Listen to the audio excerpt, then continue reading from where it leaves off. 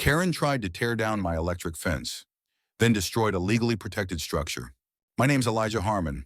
I raise goats.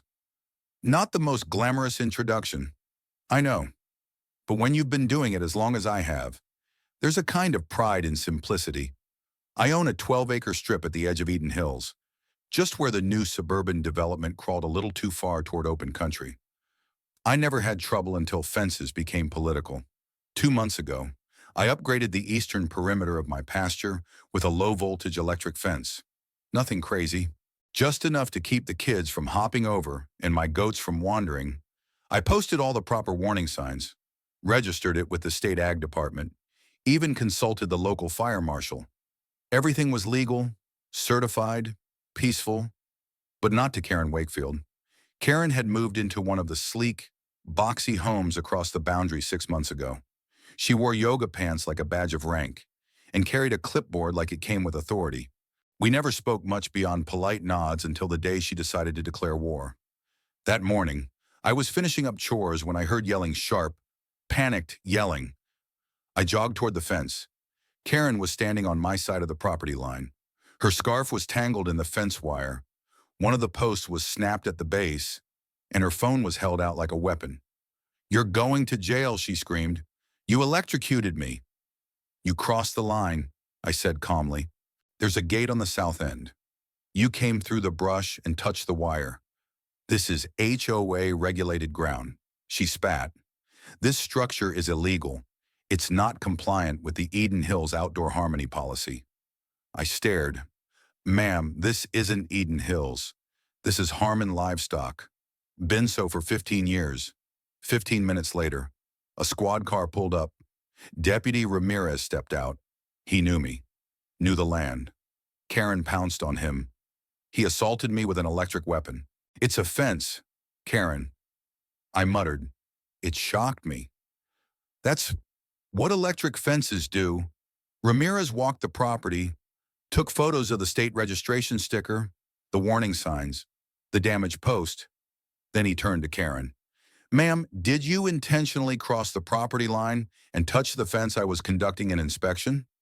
"This is community perimeter. I'm on the HOA Safety Council. There's no authority that gives you legal access to trespass," he replied flatly. Her mouth fell open like a trap door. It didn't stop there. Karen called the mayor's office, then the local news. She posted on the Eden Hills Facebook group accusing me of weaponizing rural equipment to intimidate newcomers. The story caught fire, but not the way she expected. An investigative journalist got hold of the fence footage my trail cam had captured the whole thing. It showed Karen kicking my fence post, then leaning on the wire to stage a dramatic fall. And in the comments, people tore her apart. "You can't move next to a farm and act shocked when it acts like a farm. This is what happens when HOA delusions meet reality." Karen tried to colonize a goat pasture. The county responded swiftly. They fined her $5,000 for trespassing, property damage, and filing a false police report. HOA leaders from real nearby neighborhoods distanced themselves from her. But the bigger scandal, she wasn't just a nosy neighbor. Karen had been secretly trying to push through a rezoning proposal, one that would annex portions of private rural land into the Eden Hills district, giving the HOA power over fences, livestock, and land usage. She wanted to turn open land into curated walking paths. With no consent, I wasn't the only target.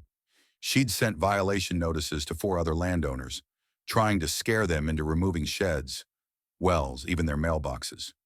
So we fought back, formed a coalition, Farmline First, dozens of ranchers and growers and old homesteaders. We got legal help, held meetings, shared footage, reclaimed the narrative, and when the rezoning vote came, we killed it, unanimously. Karen moved out 3 months later. The house sold to a young couple who asked me if they could keep bees near the tree line. I helped them build the boxes myself. As for the fence, still standing, post replaced, signs shining, and just below the warning label, a small plaque. Property lines matter.